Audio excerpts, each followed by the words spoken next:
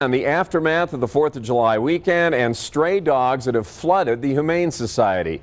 News 5's Natalie Chuck went to the Humane Society, the Pikes Peak region, for us earlier today. She's in studio. Just how severe is this, Natalie? Well, Rob, to put it in perspective, the number of strays the Humane Society took in over the last several days is triple what they would normally on any other weekend. And while their kennels get crowded with dogs waiting to be picked up, others are still roaming the streets while their owners search desperately for them.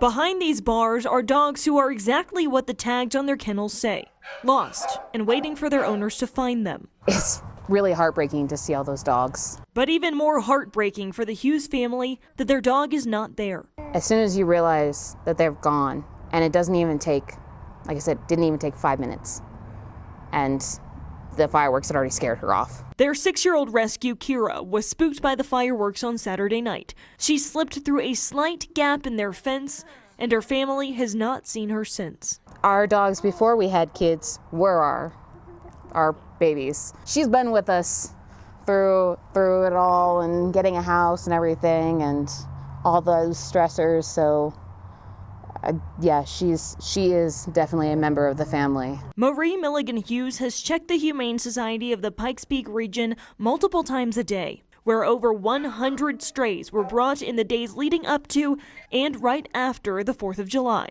Less than half of those strays have been reunited with their owner. You don't necessarily expect it to happen to your dog, and then it does. And as the shelter constantly faces staffing problems, it's definitely overwhelming, and of course we're going to be here for the community and help in any way we can, and just asking for patience if you are working with us to get your pet back, and understanding that we have seen an influx of animals and we really do want to get those pets back to their owners.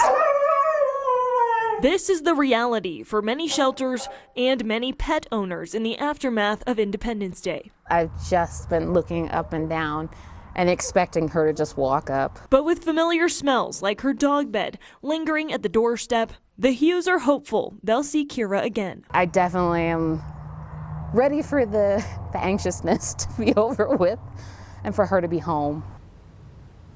If you did lose a pet over the weekend, HSPPR says it is always better to come down to the shelter in person because they can't always identify them over the phone. And if you find a stray, you can register it as a lost pet on the HSPPR website.